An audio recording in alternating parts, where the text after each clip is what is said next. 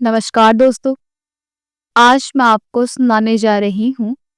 माँ ने अपनी बेटी की शादी एक बूढ़े आदमी से कर दी तो बेटी ने कर दिया ऐसा काम कि सब देखते रह गए। रीना एक छोटे शहर में रहने वाली 26 वर्षीय युवती थी। उसके पिता का बचपन में ही देहांत हो गया था। वह 10वीं क्लास तक पढ़ी थी। रीना ना केवल घर के काम काज में निपुण थी बल्कि घर के खर्च में अपनी माँ की मदद करने के लिए एक मारवाड़ी सेठ की दुकान में काम भी करती थी। रीना की माँ विमला जी लोगों के घरों में झाड़ू पोंछा व बर्तन मांजने का काम करती थी। पति के देहांत के बाद घर की सारी जिम्मेदारी विमला जी पर आ गई थी। विमला जी ने ही दोनों बच्चों का पालन पोषण किया। रीना का एक छोटा भाई था जिसका नाम रोहित था। वह 10वीं क्लास में पढ़ता था। दोनों माँ बेटी काम करके घर का खर्च चलाती थी और रोहित की पढ़ाई का खर्चा भी उठाती थी। रीना की उम्र शादी लायक थी, लेकिन उसकी माँ की इतनी हैसियत नहीं थी कि शादी में अच्छा दहेज दे सके। ऊपर से रीना का रंग सांवला भी था।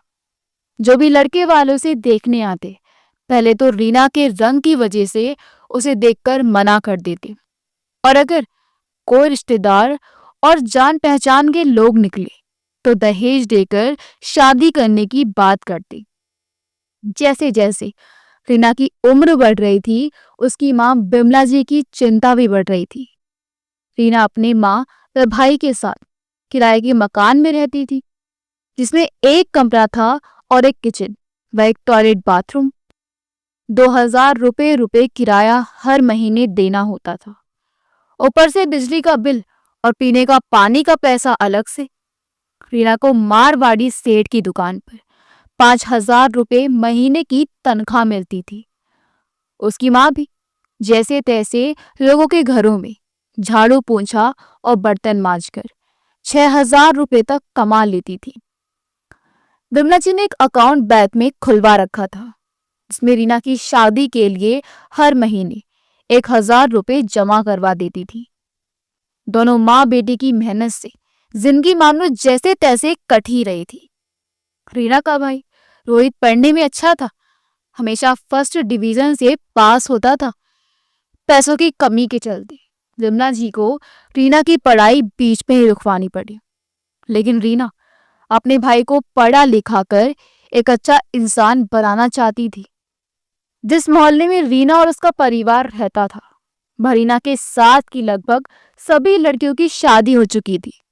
मोहल्ले वाले भी विमला जी को ताने कसने लगे थे कि बेटी के पैसे से घर चला रही हैं, इसलिए अपनी बेटी की शादी नहीं करवा रही। आज भी सुबह रमा ताई ने ताना मार ही दिया कि विमला तो मरते दम तक बेटी की कमाई से घर चलाएगी। विमला जी के कानों में ये बात सुनकर मानो घी जम गया हो। उनके मन में तो लोगों के घरों में झाड़ू पोंछा करते समय भी यही सब बातें गूंज रही थी। घर आते ही विमला जी खाट पर लेट गई, लेकिन आंखों में नींद नहीं थी। वह लगातार एक टक दीवार को देखे जा रही थी। रीना भी काम पर गई हुई थी। दुकान में 6 बजे तक काम करने के बाद वह घर आती थी। मार्च का महीना चल रहा था। रोहित की 10वीं के एग्जाम चल रहे थे। माँ की चारपाई के पास चटाई पर बैठा हुआ मैं पढ़ रहा था।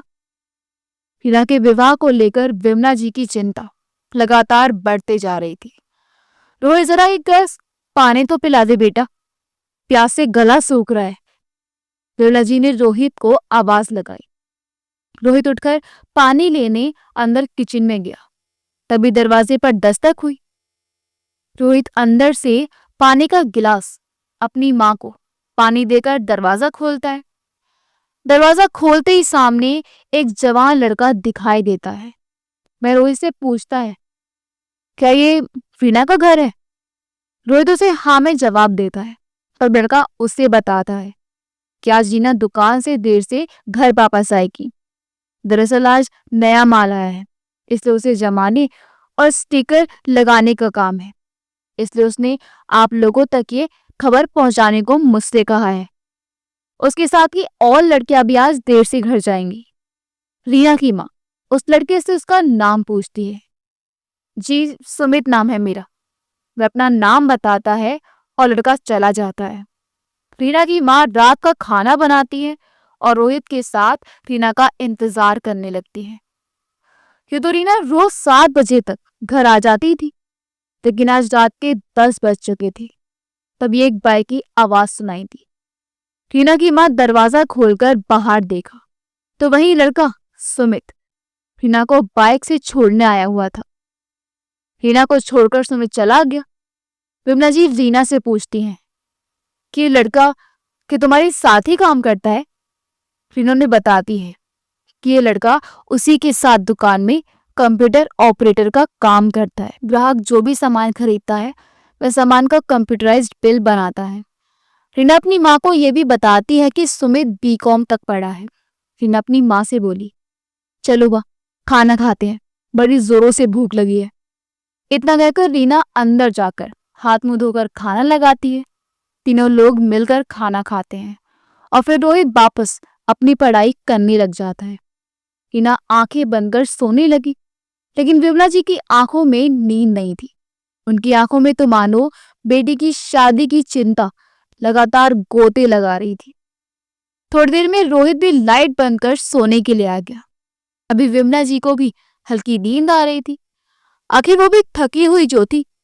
सुबह के 6 बजे होंगे कि विमला जी के मोबाइल का अलार्म बजने लगा। घर में सिर्फ एक ही मोबाइल था, वो भी विमला जी के पास।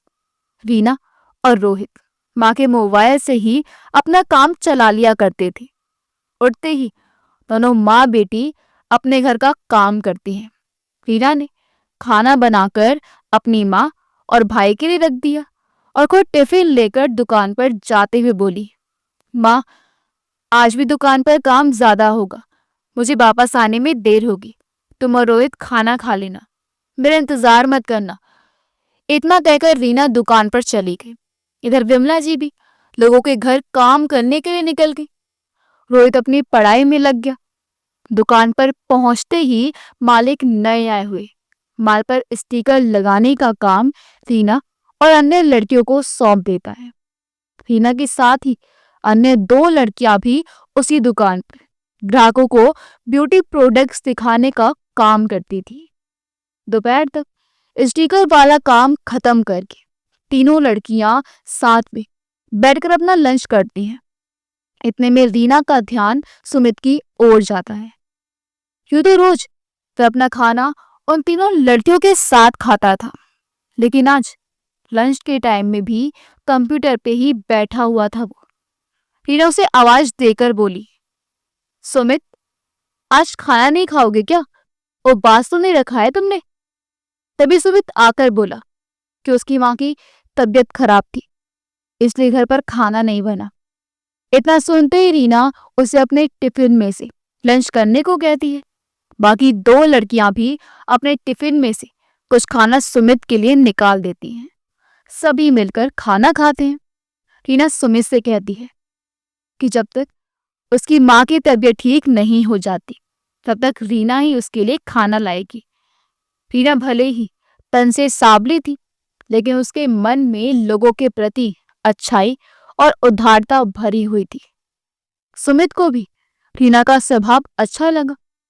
फिर दोनों थे भी हम उम्र तो दोनों में आपस से अच्छी बनती थी। सुमित की माँ अक्सर बीमार रहा करती थी, उनकी उम्र भी हो चली थी। मन में बस यही इच्छा थी कि सुमित के लिए एक अच्छी सी लड़की देखकर उसकी शादी कर दे। सुमित के पिता ने दूसरी शादी कर रखी थी, इसलिए अपनी दूसरी पत्नी और बच्चों के साथ रहते थे। सुमित का परिवार अच्छे संपन्न घराने से ताल्लुक रखता था, लेकिन पिता ने 2 शादियां कर रखी थी और उनका झुकाव सुमित व उसकी माँ की तरफ नहीं, बल्कि अपनी दूसरी पत्नी व उसके बच्चों की तरफ ज्यादा था। सुमित की माँ को बहुत पहले ही सुमित के पिता ने एक घर तो कुछ रुपए देकर अलग कर दिया था। जैसे जैसे सुमित बड़ा हुआ उसे समझ आ गया था कि वो ही अपनी माँ का इकलौता सहारा है। कंप्यूटर में ग्रेजुएशन करने के बाद से ही वह सेठ की दुकान पर जॉब करने लगा, ताकि उसकी माँ को किसी प्रकार की परेशानी ना हो। व घर का खर्च अच्छे से चलता रहे। जैसे सुमित अपने घर में अपनी माँ का सहारा था, वैसे ही रीना ने भी अपने घर की भाग दौड़ अपनी संभाल रखी थी। दोनों के विचार भी आपस से काफी मिलते थे। सुमित देखने में ठीक ठाक था, गेहुआ रंग और लंबी कट काटी का सुमित स्वभाव से भी शांत और शालीन प्रतीत होता था। रीना को माँ को तो सुमित पहली नजर में ही भाग गया था। उन्हें रीना के लिए ऐसे ही लड़के की तलाश थी, लेकिन रीना समझदार थी। वह जानती थी कि जब सुमित देखने में अच्छा लगता है तो सुमित की माँ अपने बेटे के लिए लड़की भी सुंदर ही खोजेंगी। बस यही बात सोचकर रीना ने सुमित को सिर्फ एक दोस्त से ज्यादा कभी कुछ नहीं माना था। लेकिन सुमित मन ही मन रीना को पसंद करता था। रीना की शालीनता, उदारता उसे भा गई थी। अपनी जीवन संगी के लिए उसे जो खूबियां चाहिए थी वो सब रीना में मौजूद थी। रीना और उसकी माँ दिन रात मेहनत करती, रोहित की पढ़ाई ना रुके, इसलिए रीना ने अपनी शादी के सपने को भी दरकिनार रखा था। वे ओवर टाइम भी करने लगी थी ताकि ज्यादा पैसे कमाए। इधर विमला जी भी रीना की शादी के लिए लड़के तलाश रही थी। रोहित ने भी पढ़ाई में कोई कसर नहीं छोड़ी थी। उसकी मेहनत रंग लाई और वह 10वीं में पूरे जिले में प्रथम आया। रोहित को स्कॉलरशिप मिल गई और उसका एडमिशन शहर के एक अच्छे स्कूल में हो गया। रोहित साइंस सब्जेक्ट लेकर आगे की पढ़ाई के लिए स्कूल के हॉस्टल में शिफ्ट हो गया। अब घर पर सिर्फ माँ बेटी ही रह गई। रीना अपने काम में इस कदर खो गई थी कि मानो से दुनिया की खोज खबर ही ना हो। समय धीरे धीरे बीतता जा रहा था। विमला जी और रीना जितना कमाते सब रोहित की पढ़ाई और घर खर्च में चला जाता। हालांकि रोहित को स्कॉलरशिप ही मिलती थी, परंतु फिर भी महंगे स्कूल के खर्चे तो ज्यादा ही होते हैं। धीरे धीरे रोहित 12वीं पास भी हो गया और इंजीनियरिंग की पढ़ाई के लिए एंट्रेंस एग्जाम देता है। एग्जाम में रोहित के अच्छे नंबर आए, जिसके कारण उसका सिलेक्शन प्रदेश के अच्छे इंजीनियरिंग की कॉलेज में हो गया। कॉलेज की फीस सुनते ही विमला जी के पैरों तले जमीन खिसक गई। वह रोहित से बोली कि बेटा, इतनी फीस तो हम गरीब नहीं दे पाएंगे। तुम ये इंजीनियरिंग की छोड़कर कुछ और पढ़ाई कर लो। लेकिन रीना अपनी माँ को समझाती है कि जो पैसे उसकी शादी के लिए जमा किए गए हैं उससे रोहित की फीस भर दो। रीना अपनी माँ से बोली कि जब शादी के लिए कोई अच्छा रिश्ता आएगा तब देखा जाएगा माँ, उसके पीछे हम रोहित का भविष्य बर्बाद नहीं कर सकते हैं। विमला जी पहले तो इनकार करने लगी, लेकिन बेटे के भविष्य की खातिर वह भी मान गई। खैर, रोहित के कॉलेज की फीस भर दी गई। समय यूं ही निकलता चला गया। अब रीना 35 साल की हो चुकी थी। रोहित अपने कॉलेज की पढ़ाई खत्म करके प्राइवेट कंपनी में नौकरी करने लगा। विमला जी भी अब बूढ़ी हो चली थी। लड़का कमाने लगा था, इसलिए उन्होंने भी लोगों के घरों में काम करना बंद कर दिया था। रोहित ने एक नए घर किराए पर ले लिया था, जिसमें विमला जी, रीना व रोहित तीनों साथ ही रहते थे। रीना आज भी उसी सेठ की दुकान पर काम करती थी। वह काम करने वाली रीना के साथ की लगभग सभी लड़कियों की शादी हो चुकी थी। सुमित भी अपनी जिंदगी में आगे बढ़ चुका था। उसने अपनी माँ की पसंद की लड़की से शादी कर ली थी। सुमित ने भी सेठ की दुकान से ऑपरेटर का काम छोड़कर कहीं और नौकरी ढूंढ ली थी। अब रीना अपनी उम्र से छोटी लड़कियों के साथ उस दुकान पर काम कर रही थी। शादी तो दूर, अब तो कोई विमला जी से रीना के बारे में पूछता तक नहीं था। सब रिश्तेदार रोहित के लिए अच्छे अच्छे रिश्ते लेकर आने लगे थे। रोहित देखने में भी सुंदर था और कमाता भी अच्छा था, इसलिए उसके लिए रिश्तों की कोई कमी ना थी। इधर रोहित की शादी के लिए हर रोज कोई ना कोई नया रिश्ता आ रहा था, लेकिन विमला जी को रीना के ब्याह की चिंता खाई जा रही थी। विमला जी आखिर बड़ी लड़की की शादी किए बिना कैसे बेटे का ब्याह पहले कर सकती थी। खैर, वो कहते है ना कि भगवान सबकी किस्मत ऊपर से लिखकर भेजता है। रीना के साथ भी कुछ ऐसा ही होने वाला था। मानो भगवान उसकी किस्मत पहले ही लिख चुके थे। जिस सेठ की दुकान में रीना काम किया करती थी, उसकी बीवी को कैंसर हो गया। सेठ के 2 बच्चे थे। कैंसर जब लास्ट स्टेज पर था, सेठानी ने सेठ से वचन लिया कि उसके बच्चों को कभी मां की कमी महसूस नहीं होने देंगे। सेठ भी अपनी मरती हुई पत्नी को दुखी नहीं करना चाहता था, इसलिए उसने अपनी पत्नी को वचन दिया कि बच्चों के खातिर वह दूसरी शादी कर ही लेगा। दरअसल सेठ की उम्र 50 साल की हो चुकी थी। उसकी बड़ी लड़की 20 साल की थी, इसलिए सेठ को शादी की जरा भी इच्छा नहीं थी, लेकिन पत्नी की जिद के आगे वह मजबूर था। कुछ ही महीनों बाद सेठ की पत्नी की मृत्यु हो गई। 13वीं आदि का कार्यक्रम रखा गया। इसमें रीना और उसकी मां भी गए थे। सेठ का घर मानो किसी महल से कम ना था। घर में हर प्रकार की सुख सुविधा उपलब्ध थी। सेठ के घर में उसकी बूढ़ी माँ भी रहती थी। जब रीना और उसकी माँ सेठ के घर 13वीं का खाना खा रहे थे, तभी सेठ की माँ की नजर रीना पर पड़ी। रीना और विमला जी को अपने पास बुलाकर बोली, रीना, तुमको मेरे बेटे की दुकान पर कई बार मैंने देखा था कि तुम दुकान का काम बहुत अच्छे से संभालती हो। मुझे सब पता है। तुम्हारी माँ ने शादी के लिए बहुत से लड़के देखे, लेकिन कहीं बात ना बनी। तब रीना की माँ की आंखों से आंसू छलक आए। विमला जी बूढ़ी सेठानी से बोली, अम्मा, अब तो मेरे हाथ पैर भी जवाब देने लगे हैं। लड़की का ब्याह करके जिम्मेदारी से मुक्त होना चाहती हूँ, लेकिन भगवान है कि मेरा सुनते ही नहीं। बुढ़िया सेठानी विमला जी को ढांढस बंधाते हुए अपनी मन की इच्छा जाहिर करती है। वह विमला जी से बोली, देखो विमला, मेरी बात को ध्यान से सुनो। अगर तुम्हें उचित लगे तो रीना को मैं अपने घर की बहू बनाना चाहती हूँ। मेरे पोती पोती को माँ के रूप में एक दोस्त मिल जाएगा और मेरे बेटे को जिंदगी काटने के लिए एक सहारा। किसी चीज की कमी ना होने देंगे तुम्हारी बेटी को। आखिर मेरी मरती हुई बहू की भी यही इच्छा थी कि मेरे बेटे का घर फिर से बस जाए और उसके बच्चे को माँ की कमी कभी महसूस ना हो। हिना की माँ के दिमाग ने तो जिसे काम करना ही बंद कर दिया था। बूढ़ी सेठानी की बात सुनकर मानो उसे सांप सूंघ गया हो। आखिर कैसे एक बूढ़े से अपनी बेटी को ब्याह दे वो। दोनों माँ बेटी चुपचाप बिना कुछ कहे वहां से अपने घर वापस चले आए। इधर बूढ़ी सेठानी घर पर आए कुछ रिश्तेदारों से भी अपने बेटे का दोबारा ब्याह करने की बात कहती है।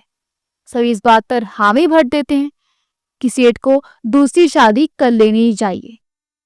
इधर घर पहुंचते ही विमला जी गहन चिंता में डूबी हुई बिस्तर पर पड़ी थी। शाम के करीब 5 बजे थे। मीना अपनी माँ के लिए चाय बनाकर लाई। फिर माँ को आवाज देते हुए बोली, माँ, उठो चाय पी लो। आखिर लाख छुपाने के बाद भी विमला जी का तो बेटी के सामने झलक ही पड़ा। वह रीना से बोली, आखिर तेरे रिश्ता आया भी तो एक बूढ़े इंसान का। उससे अच्छा तो मैं तेरी शादी किए बिना ही मर जाऊं। रीना अपनी माँ को समझाती है कि माँ, अगर तुम ये मानती हो कि भगवान ही हमारी किस्मत लिखता है, तो ये मान लो कि मेरी किस्मत में बूढ़ा सेठ ही लिखा है। आखिर कब तक तुम मेरी शादी के चक्कर में रोहित को बैठाकर रखोगी। मेरी वजह से उसकी शादी में रुकावट आ रही है माँ। इससे तो अच्छा है कि मैं सेठ से भी शादी कर लूं। रीना अपनी माँ को समझाने की कोशिश करती है कि आखिर अब सेठ से शादी कर लेना ही उसके लिए जीवन की एक नई राह है। इधर रोहित अपने ऑफिस के जॉब खत्म करके घर आता है। रोहित की माँ विमला जी उसे रीना के लिए आए हुए सेठ के रिश्ते के बारे में बताती है। अपनी माँ की बात सुनते ही रोहित को धक्का सा लगा। तो अपनी माँ से बोला, कैसी बातें कर रही हो माँ? मेरा घर जल्दी बस जाए इसके लिए हम रीना दीदी को गहरे खाई में नहीं धकेल सकते। आखिर क्या मिलेगा उनको एक बूढ़े से शादी करके? अभी तक उन्होंने मेरी पढ़ाई के लिए नौकरी की, और अब अपनी बची कुची जिंदगी वो सेठ और उसके बच्चों की सेवा करने में गुजार देंगी। मुझे रिश्ता बिल्कुल भी मंजूर नहीं है माँ। रसोई के भीतर खड़ी रीना अपनी माँ और भाई की बातें चुपचाप सुन रही थी। खड़ी खड़ी वह सोच रही थी कि आखिर क्यों भगवान ने मुझे गोरा नहीं बनाया।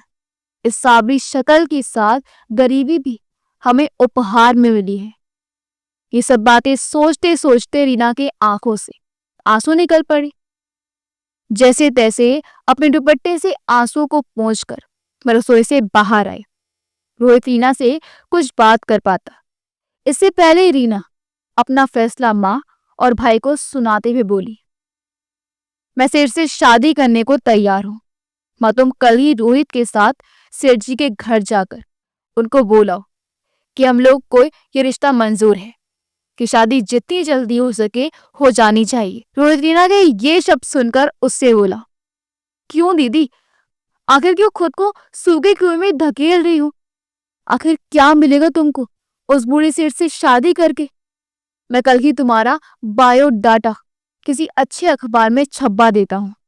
अगर भगवान ने चाहा तो कोई ना कोई अच्छा लड़का जरूर मिलेगा, लेकिन तुम सेठ से शादी करके खुद का वजूद खत्म करने वाली बात ना ही करो तो अच्छा होगा।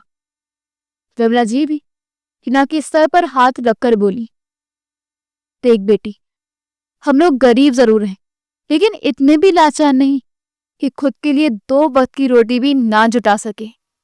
मैं तुझे जीते जी मरते हुए नहीं देख सकती बेटी। हिना अपनी माँ से बोली, कैसी बातें करती हो माँ तुम?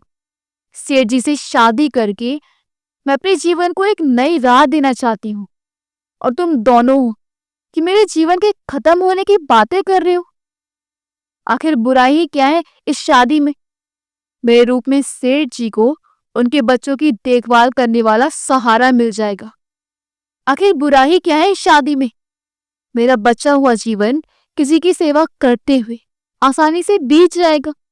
और फिर इतने सालों से काम कर रही हूँ मैं सेठ की दुकान पर। वो एक अच्छे इंसान है। जैसी गरीब और सावली लड़की से शादी करके वो मेरे ऊपर एक तरह से उपकार ही कर रहे हैं माँ। भगवान को भी शायद यही मंजूर रहा होगा, तभी मैं सेठ की दुकान पर ही इतने सालों तक काम पर टिकी रही। और रही बात किसी जवान लड़के से मेरी शादी होने की, तो वो अब एक सपना मात्र ही रह गया है। जीवन जीने के लिए हकीकत में रहने की जरूरत होती है। सपनों के सहारे हम केवल अच्छी नींद नहीं ले सकते माँ, पूरा जीवन नहीं काट सकते। रीना ये सब बातें अपनी माँ और भाई रोहित को समझा रही थी कि घर के दरवाजे पर दस्तक हुई। विमला जी दरवाजे के खटखटाने की आवाज सुनकर बोली, रात के 9 बजे हैं, शहर की गलियां सुनसान होने को हैं, और इस वक्त कौन आया होगा? रोहित, जरा देख तो बेटा, इतनी रात गई कौन आया है? रोहित जैसे ही दरवाजा खोलता है तो सामने रीना के सेठ खड़े थे। सेठ जी को देखते ही रीना उन्हें बैठने को कुर्सी देते हुए बोली, सेठ जी बैठिए, और इतनी रात में आने का कष्ट क्यों किया?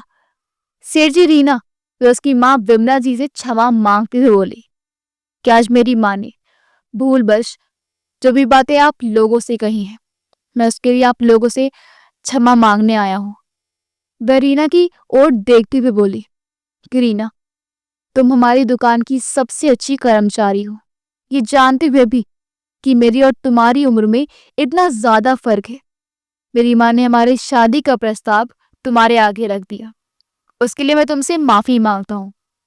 तुम कृपया कर इन सब बातों की वजह से अपना काम मत छोड़ना। सेठ की सब बातें सुन रीना के मन में उनके प्रति श्रद्धा और अधिक बढ़ गई। सेठ जी अपनी बात कहकर वहां से चले गए। रीना की माँ अब भी वहीं रट लगाए हुए थी कि उस बूढ़े सेठ से अपनी बेटी का ब्याह नहीं करूंगी। रीना ने वापस सेठ जी की दुकान पर काम करना शुरू दिया। ऐसे ही कुछ दिन और बीते।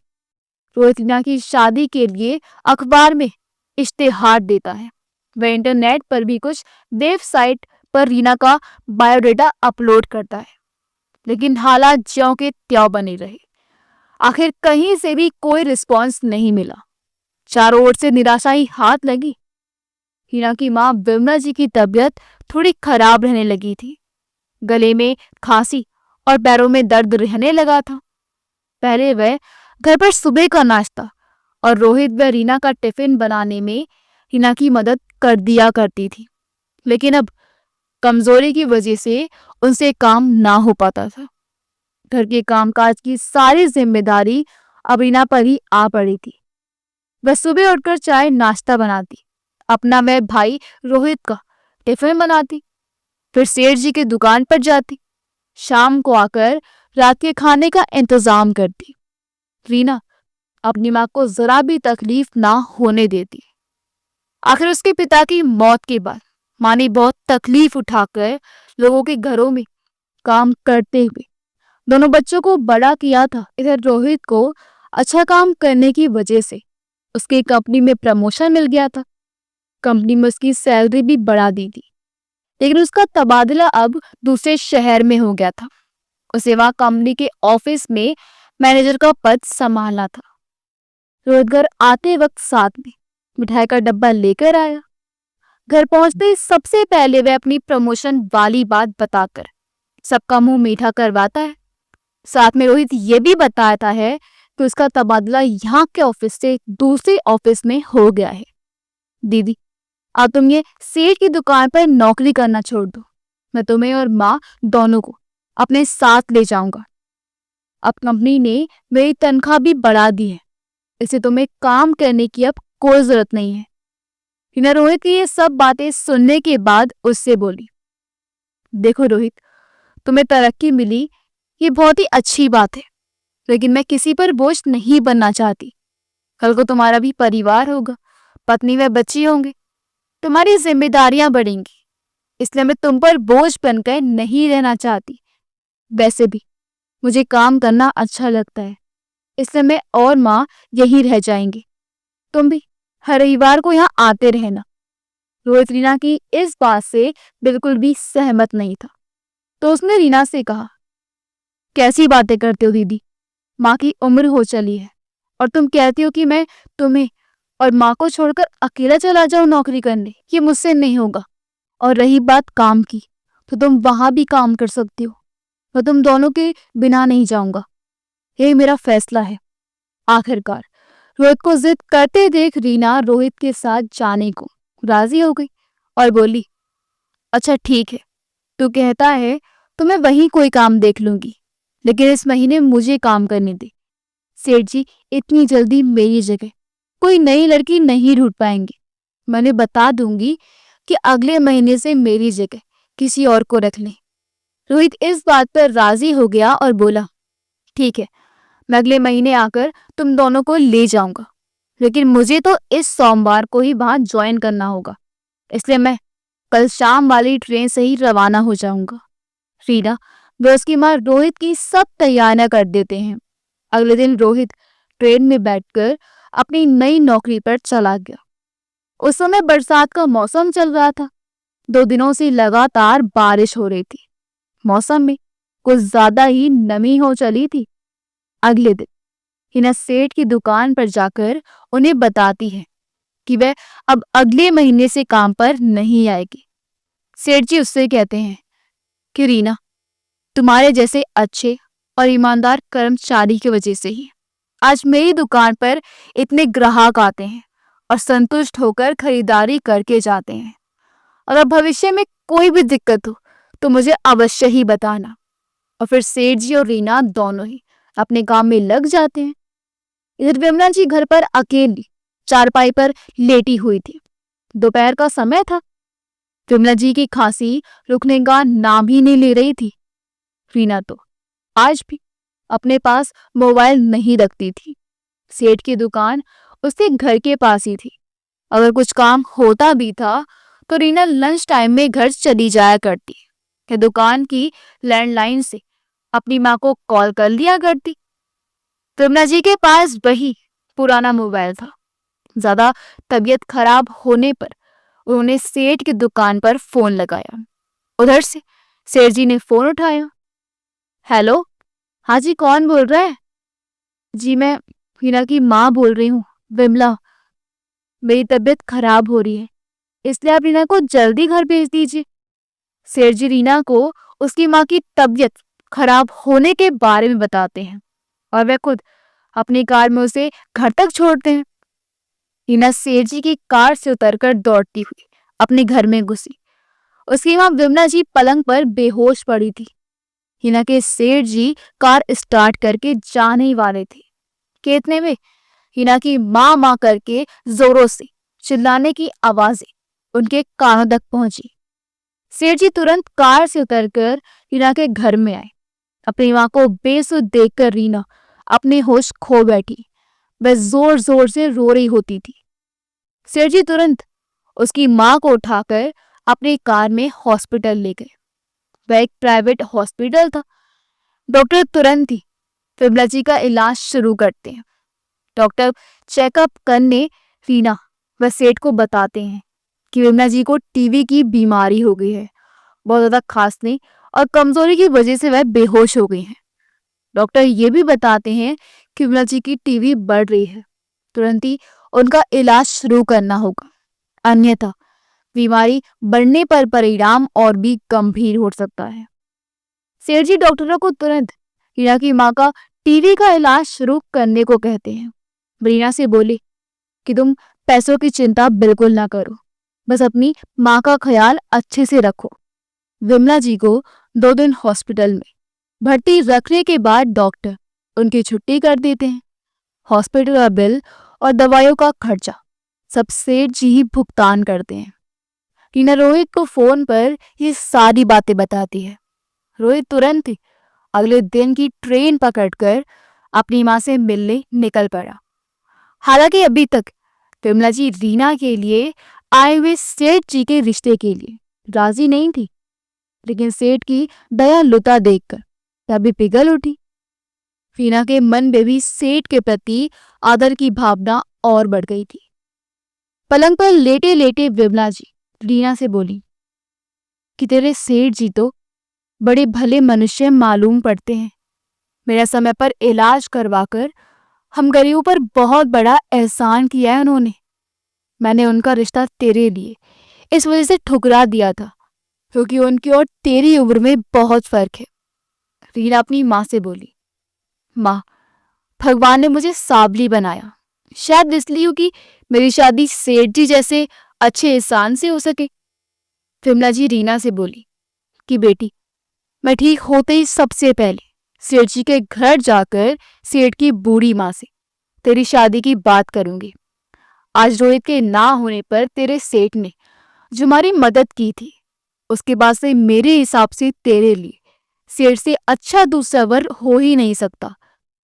इतने में रोहित घर पहुंच गया। सेठ जी के बारे में सुनकर कि कैसे उनने उसकी माँ और बहन की मदद की, उसको भी अपनी गलती का एहसास हुआ।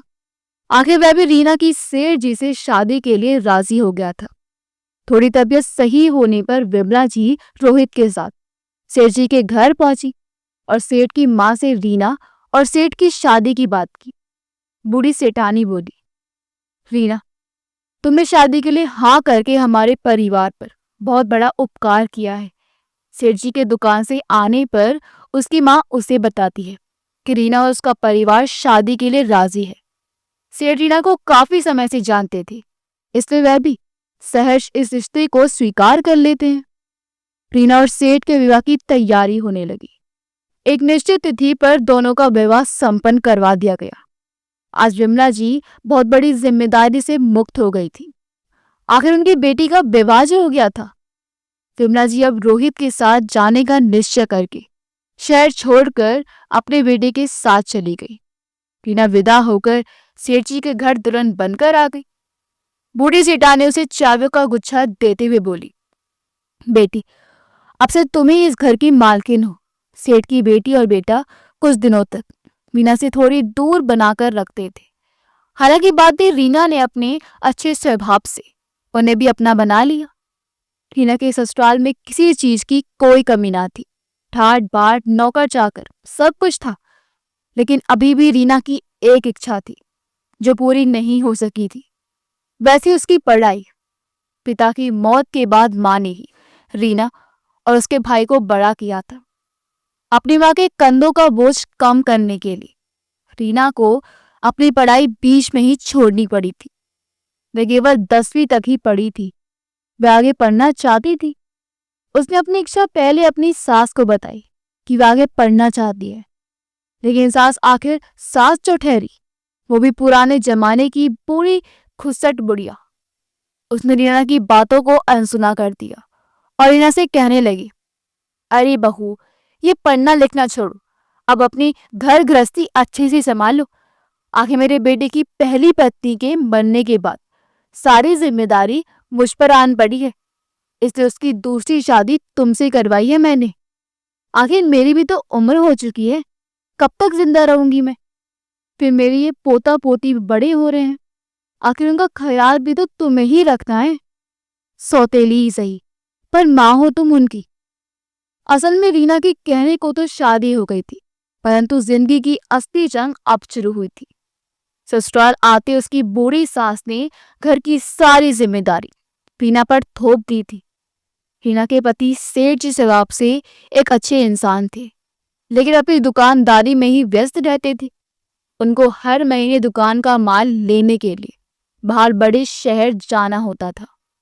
दिन का समय उनका दुकान पर बीतता, शाम को घर आते तो समय दुकान हिसाब किताब करने में निकल जाता। फिर रात को इतनी थकावट हो जाती कि बेटे रोहन से पैर दबाकर सीधे नींद की गिरफ्त में चले जाते। रीना का सारा समय घर पर ही बीता। रीना के लिए तो मानो उसके पति के पास समय ही ना था।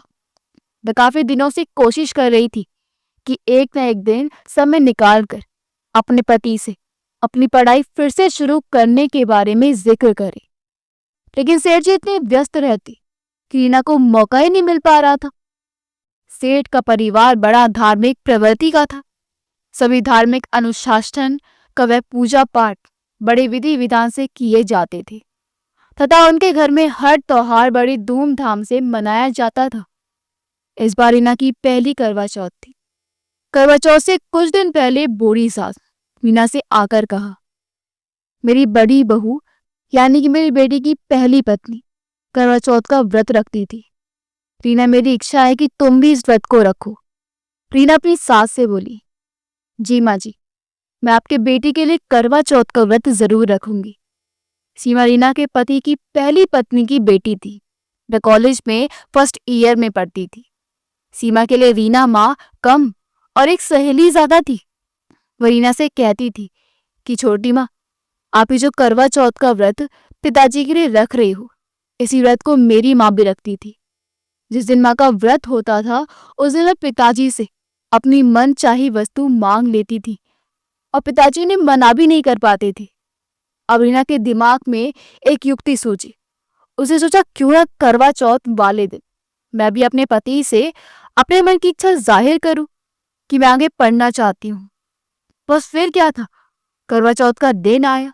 फिर रीना अपनी सौतेली बेटी सीमा के साथ करवा चौथ का सामान जैसे करवे, फल फूल इत्यादि बाजार से लेकर आई और रीना ने करवा चौथ का व्रत रखा। जब शाम को चांद निकलते ही उसके पति उसका व्रत खुलवाने आए, रीना ने छलनी में चांद और अपने पति की सूरत को देखकर अपना व्रत खोला। सेठ जी रीना से बोले, रीना, आज तुम्हारा पहला करवा चौथ है, बोलो तुम्हें क्या चाहिए, हम तुम्हें ला कर देंगे।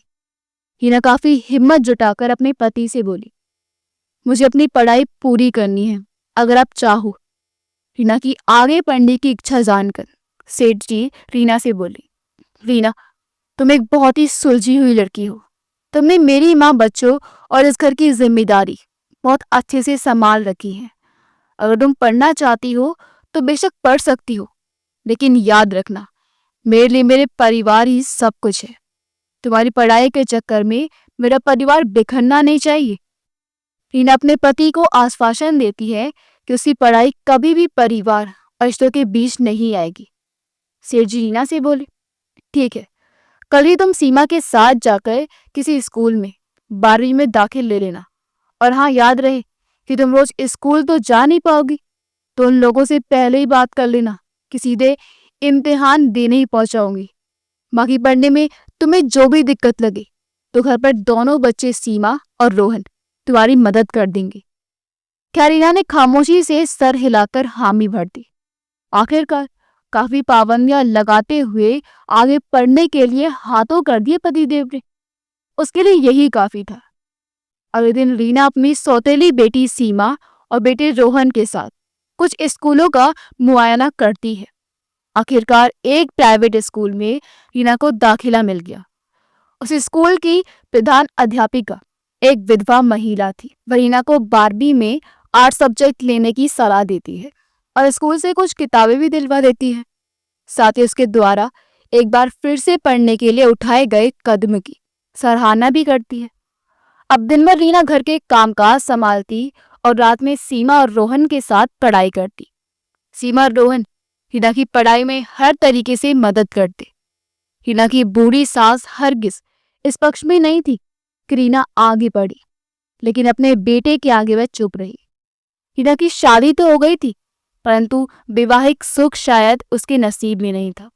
सेठ जी ने रीना की से शादी इसलिए की थी ताकि उनके बच्चों को एक मां मिल जाए और घर में एक जिम्मेदार बहू की कमी पूरी हो जाए। बाकी सेठ जी शायद और औलाद पैदा करना ही नहीं चाहते थे। यही कारण था कि रीना का कमरा अलग था और सेठ जी कभी रीना के कमरे में झांकते तक नहीं थे। ऐसा लगता था मानो रीना को सोने के रथ पर बिठा तो दिया गया, लेकिन वहां उसके साथ बैठने वाला कोई ना था। वह अकेले इस जिंदगी रूपी रथ पर सवार थी। रीना बहुत ही महत्वाकांक्षी थी। उसने कभी सेठ जी से इस बात की शिकायत नहीं की कि इस घर में उसे एक बहू और मालकिन का दर्जा तो सेठ ने दिया, लेकिन उसको अपनी पत्नी होने का हक नहीं दे पाए। देख सुख से वंचित रीना आखिर करती भी तो क्या।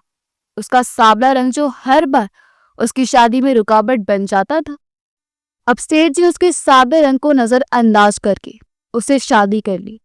उसकी मां के लिए तो मानो गंगा नहाने जैसा काम था।